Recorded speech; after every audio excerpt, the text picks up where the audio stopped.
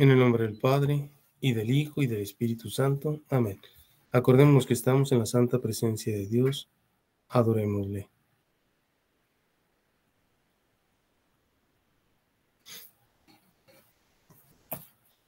Santo tiempo de Cuaresma, que hoy iniciamos miércoles de ceniza.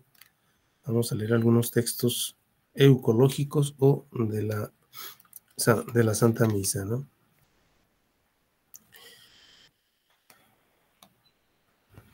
Tú, Señor, te compadeces de todos y no aborreces nada de lo que has creado. Aparentas no ver los pecados de los hombres para darles ocasión de arrepentirse, porque tú eres el Señor, nuestro Dios. Que el día de ayuno con el que iniciamos, Señor, esta Cuaresma, sea el principio de una verdadera conversión a ti, y que nuestros actos de penitencia nos ayuden a vencer el espíritu del mal. Por Jesucristo nuestro Señor. Amén.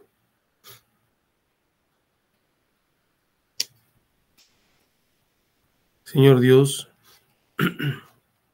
que te apiadas de quien se humilla y te muestras benévolo para quien se arrepiente, inclina piadosamente tu oído a nuestras súplicas y derrama la gracia de tu bendición sobre estos siervos tuyos que van a recibir la ceniza, para que perseverando en las prácticas cuaresmales merezcan llegar purificada su conciencia a la celebración del misterio pascual de tu Hijo.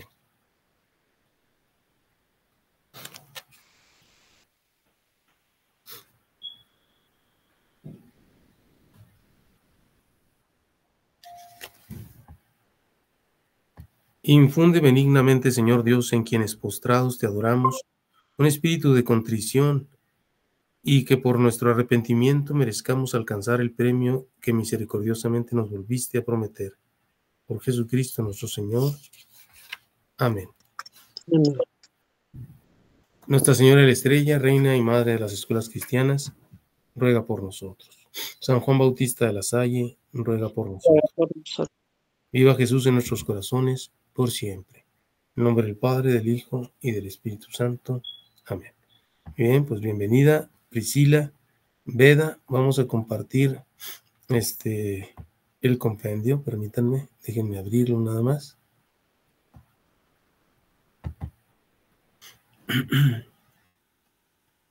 Y bueno, pues a iniciar bien esta Cuaresma, ¿no? Que comenzamos.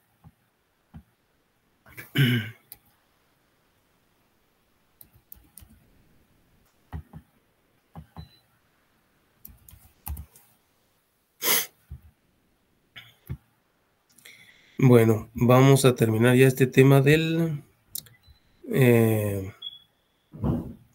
pues propiamente que estamos estudiando las virtudes, ¿no? Y dones del Espíritu Santo. Espérenme tantito. Y bien, nos quedamos en la pregunta 388. Aquí voy a... ¿Estás en junta? Sí, tengo una clase. Sí. Okay. Aquí voy a compartir pues la ventana. Ahí está el compendio. Aquí está. Muy bien. Pregunta 388, ¿qué es la caridad? ¿Sí la están viendo, ah? Bueno, ¿qué es la virtud de la caridad? Veda, Priscila. Es el amor. Es el amor, caritas. Pero es un amor, es que ahora te puedo entender, hay muchos tipos de amor, ¿no? Amor de amistad, amor, pues el amor de amistad pues puede ser el amor conyugal, el amor fraterno, el amor filial, el amor paternal, hay muchos tipos de amor, pero la caridad es propiamente el amor divino, es un amor de Dios, o sea, tiene su origen en Dios.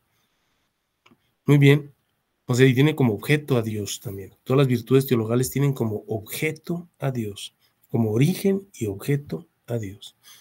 Muy bien, bueno, pues vamos a ver lo que dice la definición. La caridad es la virtud teologal por la cual amamos a Dios sobre todas las cosas y a nuestro prójimo como a nosotros mismos por amor a Dios. Entonces, el objeto de la virtud teologal es pues Dios, pero también es el prójimo siempre y cuando lo amemos como a nosotros mismos por Dios. Esa sería entonces la virtud teologal, se ama por Dios. Si se ama a las criaturas es por Dios. Jesús hace de ella el mandamiento nuevo, la plenitud de la ley. La caridad pues es el mandamiento nuevo. Es la plenitud de la ley. El que cumple el mandamiento del amor a Dios y al prójimo, cumple toda la ley. Ella es el vínculo de la perfección y el fundamento de las demás virtudes a las que anima, inspira y ordena. Sin ella no soy nada y nada me aprovecha. Entonces, vínculo de perfección, fundamento de las demás virtudes, anima, inspira y ordena todas las virtudes. No, o sea, ninguna virtud puede ser verdaderamente virtud si no está apoyada en la caridad. Y aparte están ordenadas, o sea, unas son más importantes o están subordinadas a otras. Y bueno, no soy nada sin esta virtud de la caridad. Nada me aprovecha. Vamos a ver lo que dice el Gran Catecismo en los números 1822, 1829. Dice, la caridad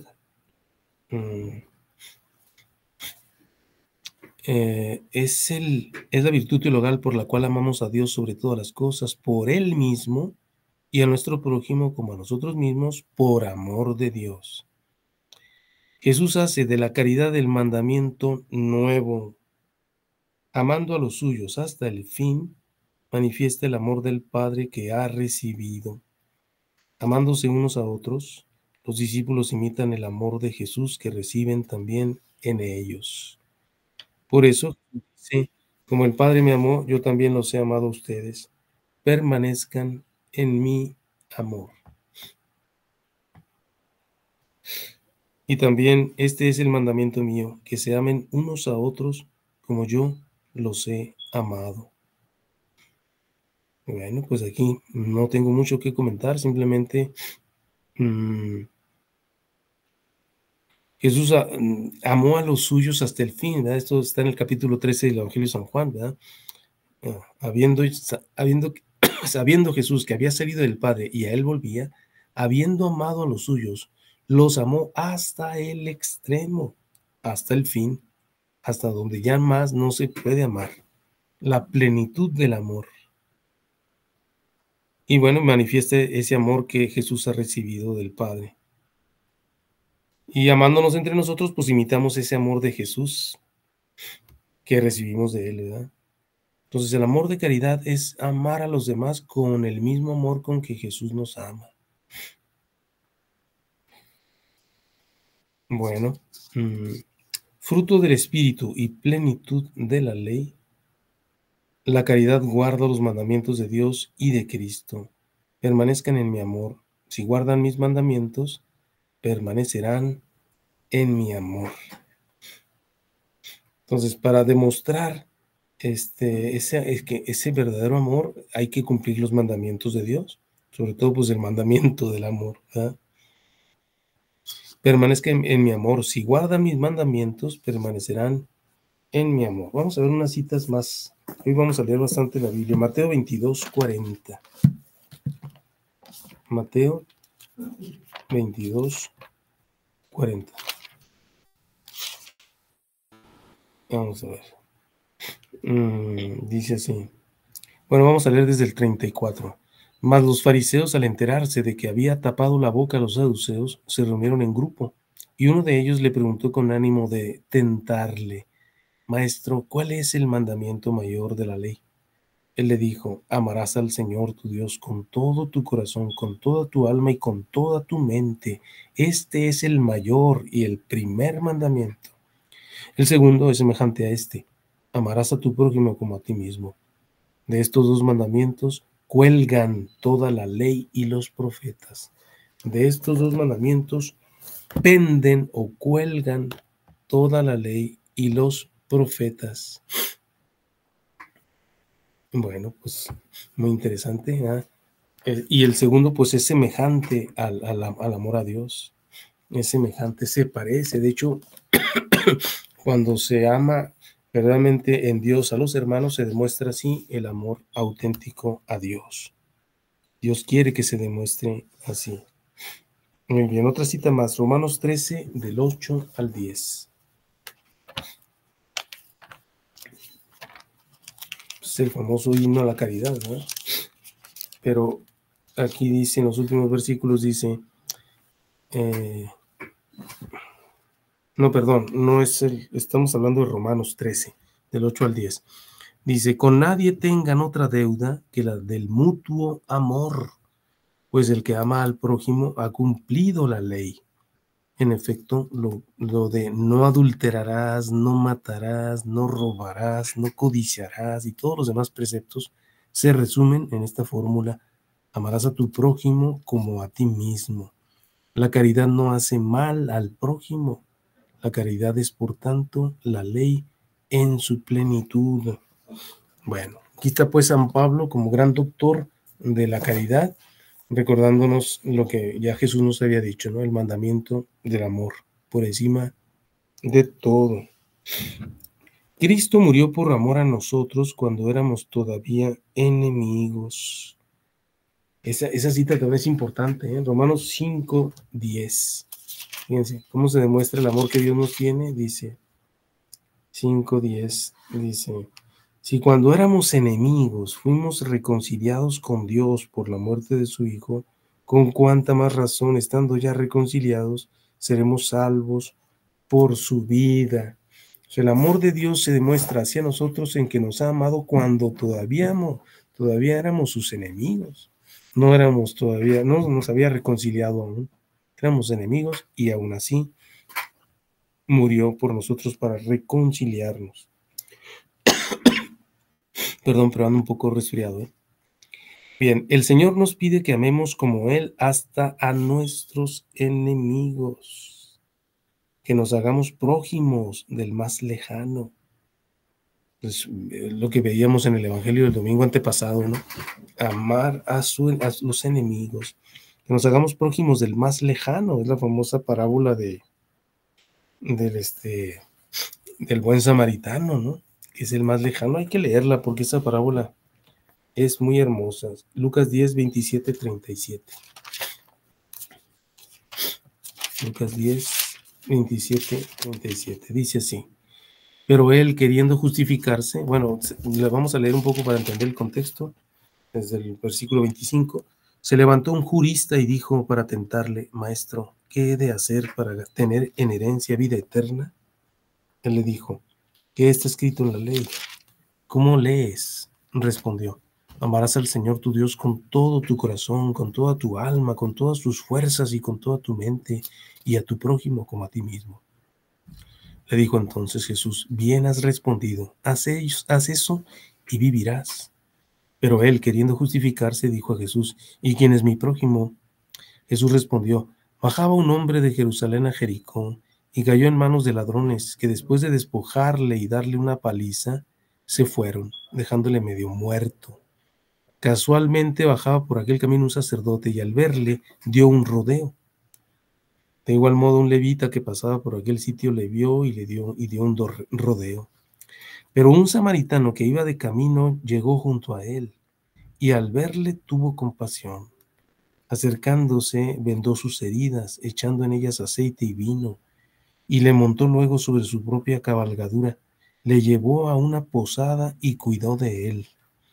Al día siguiente sacó 2 denarios y se los dio al posadero, diciendo: cuida de él, y si gastas algo más, te lo pagaré cuando vuelva. ¿Quién de estos 3 te parece que fue prójimo del que cayó en manos de los ladrones? Él dijo: el que practicó la misericordia con él. Le dijo Jesús: vete y haz tú lo mismo. Entonces, acercamiento hacia los lejanos. El samaritano y el judío pues eran enemigos. Jesús nos pide también que amemos a los niños, seres a los cuales pues a veces en la cultura hebrea de aquel entonces pues no tenían importancia. Y a los pobres como a él mismo. En la famosa parábola nos lo dice, en la famosa parábola del juicio final. Vamos a ver estas citas. Marcos 9:37. Marcos 9, 37. Dice así. Dice, el que reciba a un niño como este en mi nombre, a mí me recibe. Y el que me reciba a mí, no me recibe a mí, sino a aquel que me ha enviado. Entonces, recibir a los niños, porque recibiéndolo a él, a los niños, recibimos a Jesús. Esto es la palabra de Dios. Y en la parábola del juicio final, pues bien dice Jesús, cuando lo hicieron con estos de los más pequeños, ¿verdad? Los pobres, conmigo lo hicieron, los que estaban desnudos, los que tenían hambre. El apóstol San Pablo ofrece una descripción incomparable de la caridad. La caridad, fíjense la descripción, todas las cualidades que debe tener la caridad divina, el amor divino. Es paciente, es servicial. La caridad no es envidiosa, no es jactanciosa, no se engríe, es decorosa, no busca su interés, no se irrita, no toma en cuenta el mal, no se alegra de la injusticia, se alegra con la verdad. Todo lo excusa, todo lo cree, todo lo espera, todo lo soporta. Bueno, pues ¿quién más, verdad, que San Pablo, ¿no? Para explicarnos bien lo que es la caridad. Si no tengo caridad, dice también el apóstol, nada soy. Y todo lo que es privilegio, servicio, virtud misma, si no tengo caridad, nada me aprovecha. Veamos ese inicio del himno a la caridad, 1 Corintios 13, del 1 al 3. 1 Corintios 13, del 1 al 3. Dice así, aunque hable las lenguas de los hombres y de los ángeles y no tengo caridad, soy como bronce que suena o címbalo que retiñe. Aunque tenga el don de profecía y conozca todos los misterios y toda la ciencia, aunque tenga plenitud de fe como para trasladar montañas, si no tengo caridad, nada soy. Aunque reparta todos mis bienes y reentregue mi cuerpo a las llamas, si no tengo caridad, nada me aprovecha. Nada me aprovecha, nada soy. Soy solamente una campana que resuena. Entonces es muy grave esto, ¿no? Entonces la caridad se pone arriba de todo. La caridad es superior a todas las virtudes, es la primera de las virtudes teologales. Ahora subsisten la fe, la esperanza y la caridad, estas tres, pero la mayor de todas ellas es la caridad. El ejercicio de todas las virtudes está animado e inspirado por la caridad. Esta es el vínculo de la perfección, es la forma de las virtudes. Las articula y las ordena entre sí, es fuente y término de su práctica cristiana. La caridad asegura y purifica nuestra facultad humana de amar, la eleva a la perfección sobrenatural del amor divino. Entonces, para que algo sea verdadera virtud, tiene que estar animado por la caridad, si no, no es virtud, es falsa virtud. Santa Teresa de los Andes decía que era hipocresía. Cualquier virtud que no está animada por la caridad es hipocresía, es falsa. Es la forma de las virtudes, las articula y las ordena entre sí, es fuente y término de su práctica cristiana. La caridad asegura y purifica nuestra facultad humana de amar. Como hombres, podemos amar, sí, Dios nos ha hecho capaces de amar, pero necesitamos el amor divino para que se nos purifique esa facultad y que podamos realmente amar como Dios quiere. Entonces, la perfección sobrenatural del amor divino eleva pues a esa perfección el amor humano. La práctica de la vida moral animada por la caridad da al cristiano la libertad espiritual de los hijos de Dios. Este no se halla ante Dios como un esclavo en el temor servil, ni como el mercenario en busca de un jornal, de una paga, de un salario, sino como un hijo que responde al amor del que nos amó primero. Libertad espiritual de los hijos de Dios. No somos esclavos, no somos empleados de Dios, ¿sí? Sino que lo amamos desinteresadamente, porque Él nos ha amado primero. O nos apartamos del mal, esta es una cita de San Basilio Magno, o nos apartamos del mal, por temor del castigo y estamos en la disposición del esclavo, o buscamos el incentivo de la recompensa y nos parecemos a mercenarios, o finalmente obedecemos por el bien mismo del amor del que manda, y entonces estamos en la disposición de hijos. Se nos ha dado un espíritu de libertad, no de esclavos. No tenemos que recaer en el temor. Amamos a Dios libremente, desinteresadamente. Por eso hay un poema muy hermoso, ¿no? Que dice, no recuerdo cómo se dice, ¿no? Como dice, ¿no? Pero termina algo así como, que si no hubiera cielo, yo te amara, y si no hubiera infierno, te temiera. O sea, es decir, no me importa la recompensa que vayas a dar, te amo por ti mismo, ¿no? Ese es el ideal, ¿no? Llegar a amar a Dios por lo que Él es, no tanto por lo que nos concede o nos va a otorgar, que por sí nos lo otorga, ¿no? No podemos negarlo. La caridad tiene por frutos el gozo, la paz y la misericordia. Exige la práctica del bien y la corrección fraterna. Es benevolencia. Suscita la reciprocidad. O sea, el que empieza a amar con amor divino, entonces recibe también de la otra parte el amor divino. Es siempre desinteresada y generosa. Es amistad y comunión. La culminación de todas nuestras obras es el amor, dice San Agustín. Ese es el fin. Para conseguirlo, corremos. Hacia Él corremos. Una vez llegados, en Él reposamos. El amor, finalidad de toda la vida cristiana. Bueno, pues me fui muy rápido en la lectura. No sé si hay algún comentario. No, yo no tuve mucho que comentar aquí. Se me hace muy claro, pero no sé si hay alguna pregunta, duda o algún comentario que quieran hacer. Rocío. Todo claro para mí.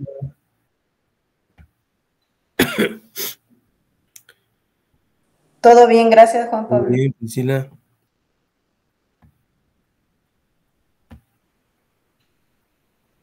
¿No? ¿Todo bien? Bueno, pues vamos a... Oye, Juan Pablo, esa oración se la atribuían a San Juan de la Cruz, el de no me mueve mi Dios para quererte.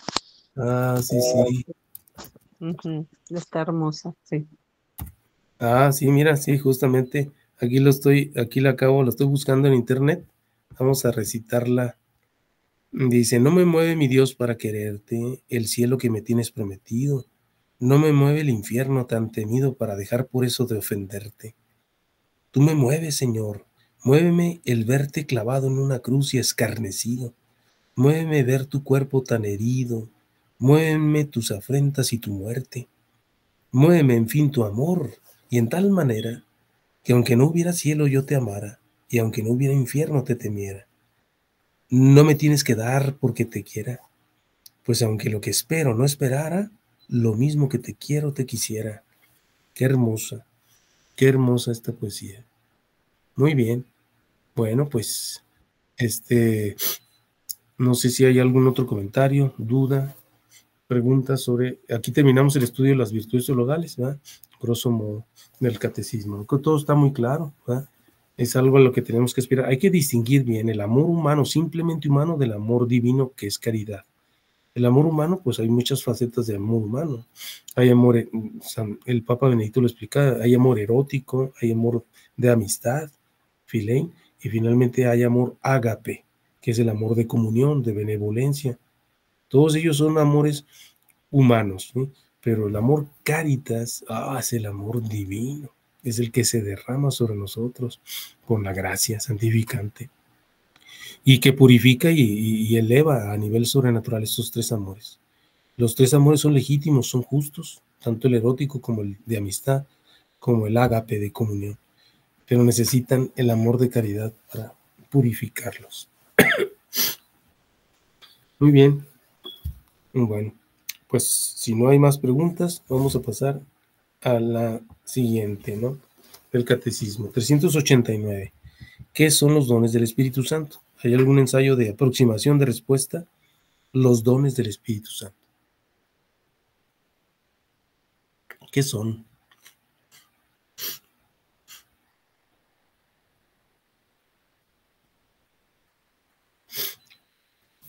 Vamos a ver pues la respuesta. Dice, los dones del Espíritu Santo son disposiciones permanentes que hacen al hombre dócil para seguir las inspiraciones divinas. Son 7: sabiduría, entendimiento, consejo, fortaleza, ciencia, piedad y temor de Dios. Y bueno, el catecismo también pues, nos dice que la vida moral de los cristianos está sostenida por los dones del Espíritu Santo. La vida moral, fíjate, toda nuestra vida moral cristiana es sostenida por estos dones, estos 7 dones. Son disposiciones permanentes que hacen al hombre dócil para seguir los impulsos del Espíritu Santo.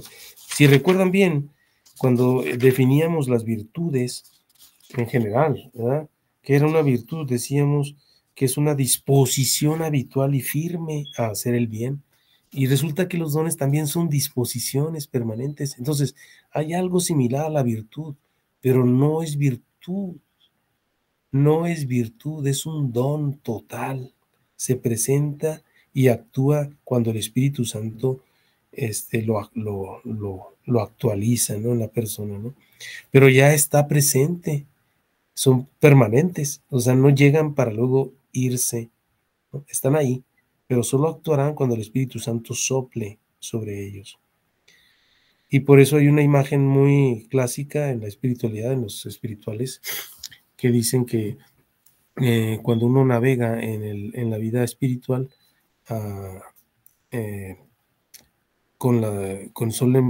empujándose únicamente con el ejercicio de las virtudes a nivel humano, incluso las teologales, ¿sí?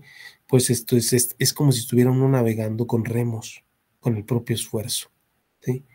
Mientras que cuando uno navega en la vida moral cristiana, impulsado por los dones del Espíritu Santo, estos 7, es como si la nave fuera empujada por el viento gracias a las velas que tiene. Entonces, ¿qué sucede? Pues que necesitamos ambas cosas, ¿no? Remos y velas para movernos en la vida moral. Tenemos que trabajar siempre y cuando el Espíritu Santo lo disponga así, soplará. Tenemos que tener nuestras velas desplegadas, no plegadas. Los dones están desplegados, son disposiciones permanentes, para que cuando el Espíritu Santo quiera soplar, sople. Pero mientras tanto tenemos que remar con esfuerzo, que es el trabajo de las virtudes, incluidas las teologales, fe, esperanza y caridad. Tenemos que remar. Bueno, dice, son disposiciones permanentes que hacen al hombre dócil para seguir los impulsos del Espíritu Santo. Dócil, nos hace dócil. O sea, nos deja llevar, nos ayuda a actuar según Dios, los dones. Los 7 dones del Espíritu Santo son sabiduría, inteligencia, consejo, fortaleza, ciencia, piedad y temor de Dios. Permítame un tantito.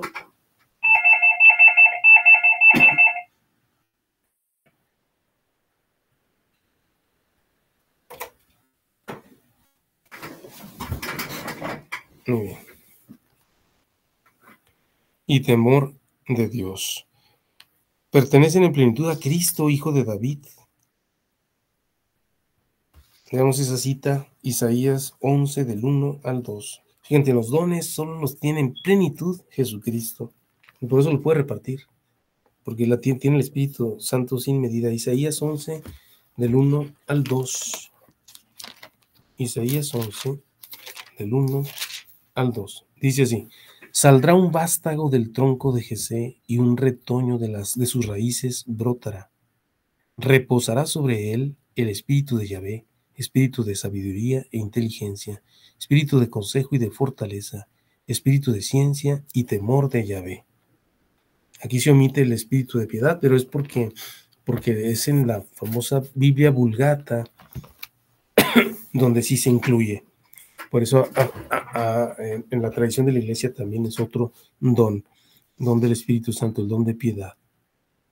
Bueno, pues podríamos explicar muy brevemente estos dones diciendo que la sabiduría, pero vamos a terminar de leer aquí lo que dice: completan los dones y llevan a su perfección las virtudes de quienes los reciben.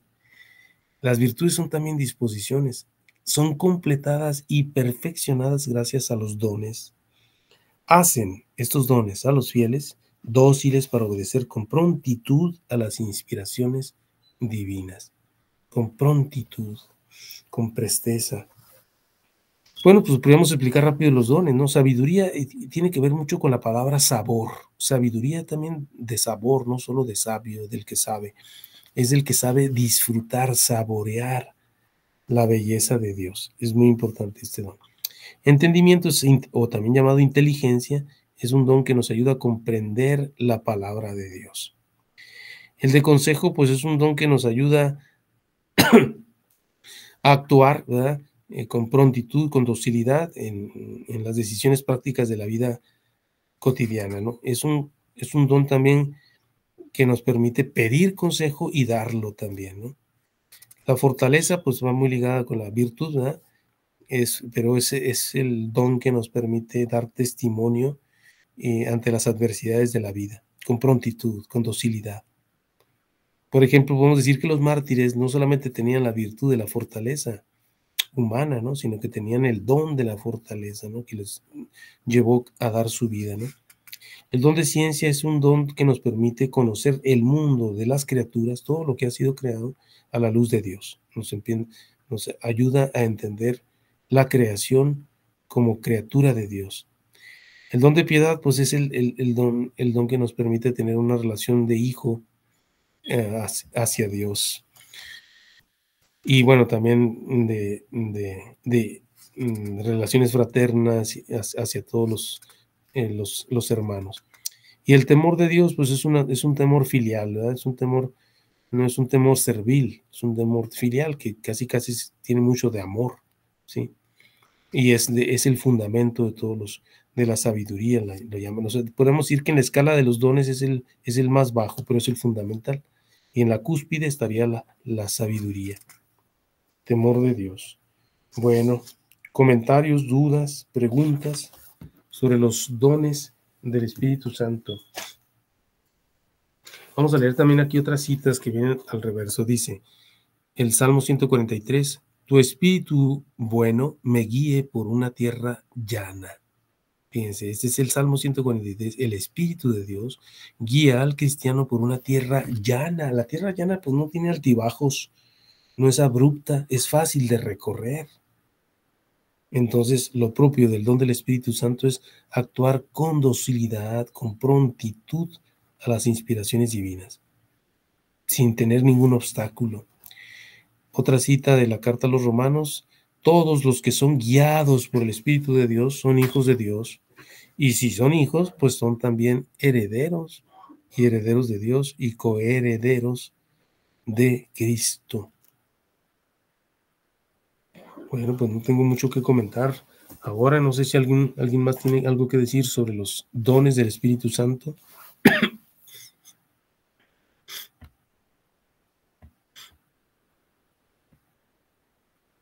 Los recibimos en plenitud en el sacramento de la confirmación, pero ya son infundidos desde el bautismo, son infundidos, pero en plenitud en la confirmación, que es la segunda cara del bautismo. ¿Se dan todos juntos o hay, porque ellos en una confirmación decían, escojan unos dones que les hagan falta? O sea, como si los jovencitos supieran cuáles dones, pero finalmente concebían ellos la idea que nada más uno o dos se dan por completo en la confirmación. No, se dan por completo todos. Definitivamente, pues que esa dinámica era más bien para que uno se hiciera consciente de qué don le hacía más falta a uno, ¿no? Pero realmente nos hacen falta todos nos hacen falta y son necesarios, todos. Sí, el riesgo de ese tipo de dinámicas es que a veces se puede confundir el don con la virtud, ¿sí? Y no, el don pues es necesario a todos, es necesario y depende absolutamente del Espíritu Santo. Son disposiciones permanentes, ¿no? Y van a actuar cuando el Espíritu Santo quiera que actúen, ¿sí? Mientras que las virtudes sí tienen también un elemento ya más, así lo entiendo yo, ¿no? De la voluntad, de la libertad del hombre. Puede participar él en las virtudes. Yo puedo hacer un acto de fe, como por la virtud teologal de la fe lo puedo hacer. Sí, sostenido por Dios, sí, definitivamente, pero lo puedo hacer también. Y los dones, pues ya, ahí sí que es el Espíritu Santo totalmente actuando en nosotros, totalmente actuando, ¿no? Sin eliminar, evidentemente, la personalidad ni la libertad, pero es Él como que toma posesión, ¿no? Cuando se presenta a Jesús en los evangelios, sobre todo en el Evangelio de San Lucas, el Espíritu Santo está siempre presente. El Espíritu Santo concibe a Jesús en el seno de María, ¿no? O sea, crea la humanidad de Cristo. El Espíritu Santo luego lo empuja al desierto, después de ser bautizado, lo empuja al desierto, ¿no? El Espíritu lo llena de alegría para exclamar que con gozo, que alabando a Dios por haber concedido los dones, pues, la gracia, pues, a los sencillos, a los humildes, ¿no? El Espíritu Santo está siempre presente. En Cristo es un hombre Dios, pero totalmente dirigido por el Espíritu Santo, totalmente dirigido, dócil a Él, no pone reparos. Y así debe ser el cristiano, y así está llamado a hacerlo. Bueno, ¿algún otro comentario? Gracias, Meda. ¿Algo más?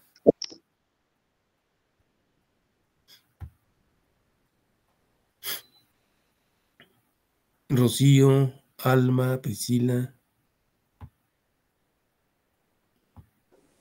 Todo bien, Juan Pablo. No, todo bien. Bueno, hoy estamos yéndonos rápido. Vamos a ver la última pregunta de esta sección, que es la 390. ¿Qué son los frutos? Esos son los dones, pero ahora los frutos del Espíritu Santo, ¿qué produce en nosotros el Espíritu Santo? ¿En quien lo recibe? ¿Qué son? Antes de ver cuáles son, vamos a ver qué son los frutos.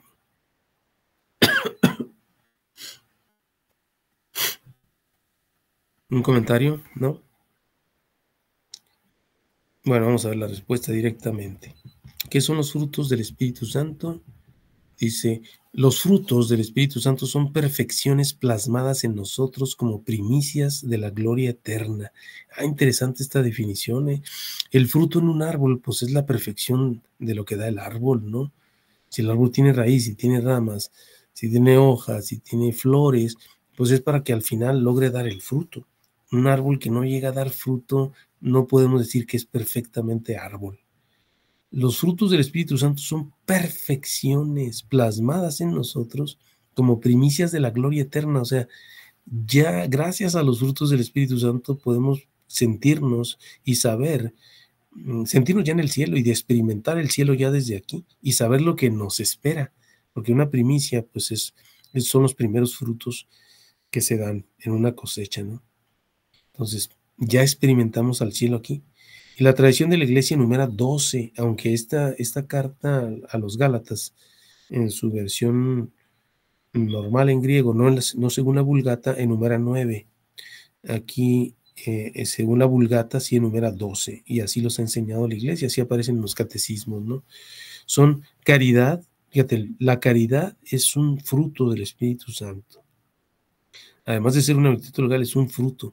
El gozo, la alegría, otros dicen, la llaman alegría, la paz, la paciencia, la longanimidad, la bondad, la benignidad, mansedumbre, fidelidad, modestia, continencia y castidad. El hecho de que la epístola a los Gálatas mencione 9 y no 12 es porque la castidad la llama dominio de sí, pero la tradición de la Vulgata pues la ha dividido en 3. Para tener dominio de sí necesitamos estas 3 virtudes: modestia, continencia y castidad. Bueno, vamos a ver qué más dice el catecismo. Dice aquí, los frutos del Espíritu Santo son perfecciones que forma en nosotros el Espíritu Santo como primicias de la gloria eterna. La tradición de la iglesia enumera 12. Pero vamos a ver, a compararnos con la que dice aquí la Biblia de Jerusalén en Gálatas 5.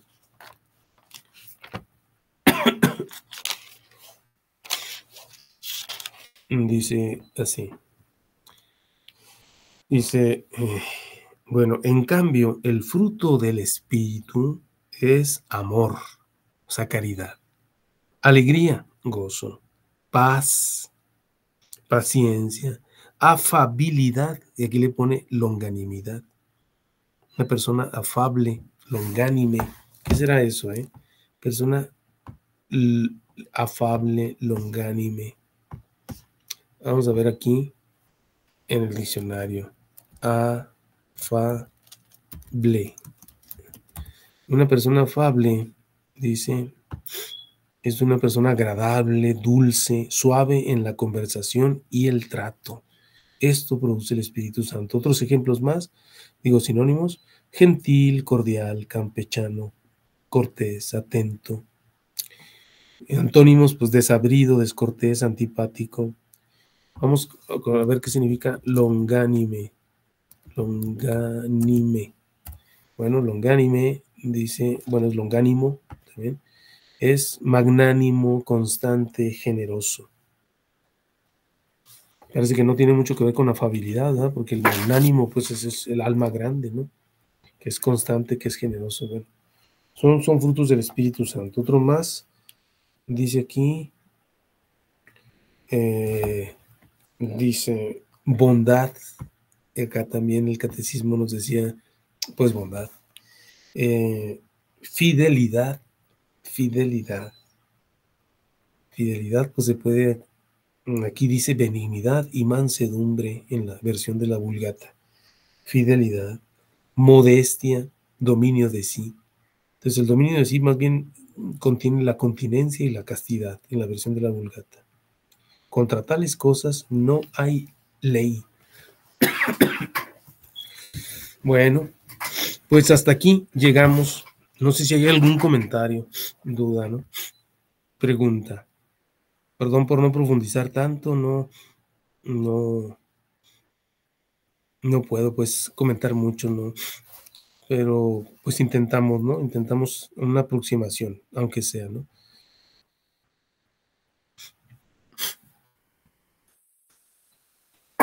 Ya está claro, gracias, Juan. Sí, está claro. Bueno, miren, el siguiente tema es el dentro de este capítulo que estamos estudiando, que es de la vida en Cristo. Es un artículo que estamos estudiando el capítulo primero sobre la dignidad de la persona humana, y estudiamos hombre, imagen de Dios, vocación a la bienaventuranza, libertad del hombre, moralidad de las pasiones, conciencia moral, virtudes. El último tema que vamos a estudiar es el pecado, y que es el que sigue. ¿Qué vamos a estudiar en el pecado? Bueno, si nos vamos al Gran Catecismo, los grandes temas que vamos a abarcar aquí son la misericordia, por ejemplo, la misericordia y el pecado, la definición del pecado, la diversidad de pecados, la gravedad del pecado, o sea, la distinción entre pecado mortal y venial, y la proliferación del pecado. Estos temas que menciona el catecismo, pues el compendio los reduce a 9 preguntas, 10 preguntas. ¿Qué supone para nosotros acoger la misericordia de Dios? ¿Qué es el pecado? ¿Hay diversidad de pecados? ¿Cómo se distinguen los pecados en cuanto a la gravedad? ¿Cuándo se comete un pecado mortal? ¿Cuándo se comete un pecado venial? ¿Cómo prolifera en nosotros el pecado? ¿Qué son los vicios? ¿Tenemos responsabilidad en los pecados cometidos por otros? ¿Qué son las estructuras de pecado? Entonces es un tema muy interesante, ¿verdad? Hay mucha confusión luego, sobre todo en los niños, ¿verdad? Y en nosotros también adultos, ¿no? Para distinguir entre un pecado mortal y un venial, por ejemplo. ¿A qué se refiere cuando habla de estructuras de pecado? ¿Hasta qué punto yo soy responsable en los pecados que otro comete? Si es que lo soy. Bueno, entonces se pinta muy, muy interesante este tema que luego vamos a estudiar, ¿no? Sobre el pecado. Y aquí nos vamos a quedar. Hoy fue breve la clase, ¿no? Para no entrar de lleno en el otro, vamos a dejarlo aquí. Y bueno, pues para terminar, pues podríamos recordar que estamos iniciando un tiempo fuerte, ¿verdad? Ahí 5 tiempos en el año litúrgico, y de ellos, pues 4 son tiempos fuertes, ¿sí? El tiempo ordinario, pues, mal llamado ordinario, pues también se le llama el tiempo durante el año, ¿no? No se considera un tiempo fuerte, ¿no? Los tiempos más fuertes son la Navidad y la Pascua, pero también hay tiempos fuertes que preparan a estos 2 tiempos, que son el Adviento y la Cuaresma. Hoy lo estamos iniciando, miércoles de Cuaresma. Recordar que pues hoy obliga el ayuno y la abstinencia, junto con el Viernes Santo, son los 2 días en que obliga el ayuno. La Iglesia solo nos pide ayunar obligatoriamente, o sea, bajo pena de pecado mortal, si ya lo sabes y no lo cumples, ayunar. ¿Cómo ayunar? Pues la manera más tradicional es haciendo una sola comida importante, ¿sí? Y las otras 2 muy ligeras, disminuyendo mucho. Y algunos se atreven incluso a no hacer más que una sola comida sin hacer las otras 2. Otros ayunan a pan y agua. Bueno, hay distintas maneras, ¿no? Lo fundamental es sentir hambre. Hoy la Iglesia nos pide a todos sus hijos que todos sintamos hambre, que sintamos hambre y sintamos, ay, pues es que soy ser humano, soy limitado, necesito alimento, y me prive voluntariamente del alimento que podría tomar para sentir esa hambre, ¿no? Que siempre solemos sentir un hambre, ¿no? Normalmente es bueno comer con hambre, ¿no?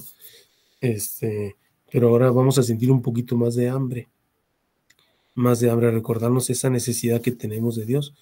Esa mortificación del cuerpo nos ayuda a mortificar todos los otros sentidos y nos ayuda a ese dominio de sí, de la que hablaba como fruto del Espíritu Santo, ¿no? En la otra pregunta, ¿no? A tener castidad, continencia. Está muy ligado la cuestión del alimento con la castidad y la continencia también, ¿no? Con el dominio de uno mismo. Bueno, es una de las cosas que nos pide la Iglesia, ¿no? Pero ya saben que pues en el Evangelio se nos recuerda la necesidad también de practicar la limosna o las obras de misericordia, todas, hacia el cuerpo y hacia el espíritu, desprendernos del dinero para no apegarnos a las riquezas, a estos bienes terrenales, dentro de la medida de la posibilidad, porque los seglares, los que estamos en el mundo, pues tenemos también obligaciones con respecto a los bienes terrenales, ¿no? Con nuestra familia, ¿no? Pero sí desprendernos, y no solo de lo superfluo, sino a veces incluso de lo necesario también, o de lo que no sea estrictamente necesario, ¿no? Hay que desprendernos de eso.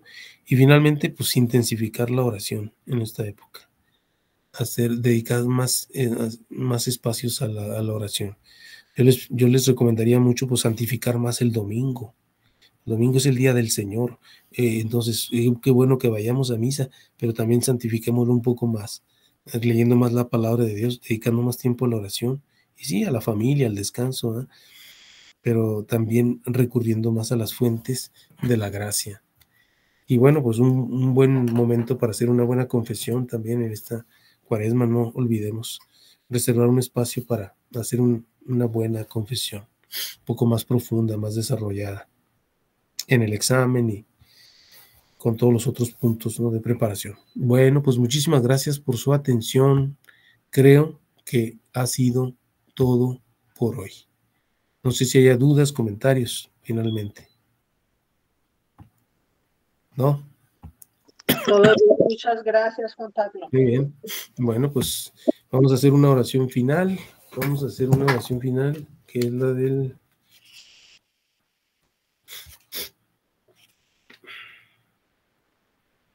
Vamos a tomarla este miércoles de ceniza.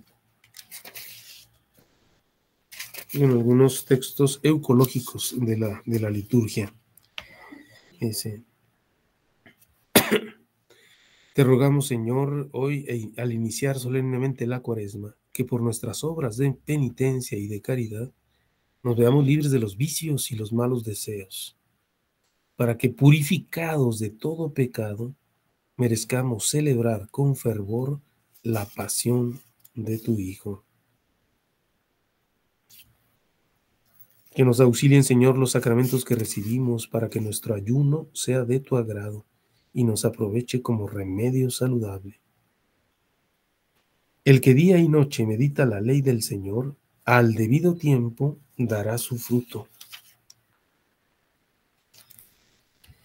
Renovemos nuestra vida con signos de penitencia, ayunemos y lloremos delante del Señor, porque la misericordia de nuestro Dios está siempre dispuesta a perdonar nuestros pecados. Entre el atrio y el altar lloren los sacerdotes, ministros del Señor, diciendo: perdona, Señor, perdona a tu pueblo, y no cierres la boca de aquellos que te alaban. Lávame, Señor, de mis pecados. Renovemos y mejoremos nuestra vida, pues por ignorancia hemos pecado. No sea que, sorprendidos por el día de la muerte, busquemos un tiempo para hacer penitencia y ya no sea posible encontrarlo. Escúchanos, Señor, y ten piedad, porque hemos pecado contra ti. Ven en nuestra ayuda, Dios Salvador nuestro. Por el honor de tu nombre, líbranos, Señor.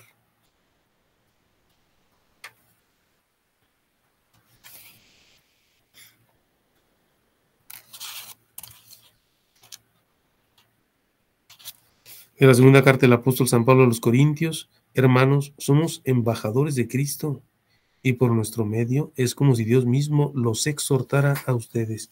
En nombre de Cristo les pedimos que se dejen reconciliar con Dios. Al que nunca cometió pecado, Dios lo hizo pecado por nosotros, para que unidos a Él recibamos la salvación de Dios y nos volvamos justos y santos. Como colaboradores que somos de Dios, los exhortamos a no echar su gracia en saco roto. Porque el Señor dice: en el tiempo favorable te escuché, y en el día de la salvación te socorrí. Pues bien, ahora es el tiempo favorable, ahora es el día de la salvación. Palabra de Dios. Te alabamos, Señor. En el nombre del Padre, del Hijo y del Espíritu Santo. Amén. Hay una antífona mariana que se suele recitar en Cuaresma, ¿no? Antífona mariana de Cuaresma. Y es esta, ¿sí? Ave Regina Celorum, se llama así en latín, ¿no? Salve Reina de los cielos, y Señora de los ángeles, salve raíz, salve puerta, que dio paso a nuestra luz. Bueno, no es esta propiamente, la de la Cuaresma es la de, no, sí es esa. Alégrate, Virgen gloriosa, entre todas la más bella, salve, agraciada doncella, ruega a Cristo por nosotros. Bueno, se invita mucho a recitarla, ¿no? Dice aquí, sí, el Ave Regina Celorum se dice en Cuaresma. Se dice en Cuaresma. Muy bien, bueno, pues Dios nos bendiga a todos. Nos vemos Dios mediante, ¿eh? Cuídense. Gracias, Juan Pablo. Hasta luego. Gracias. Dios mediante. Gracias, bye. Dios te bendiga, gracias. Igualmente, gracias.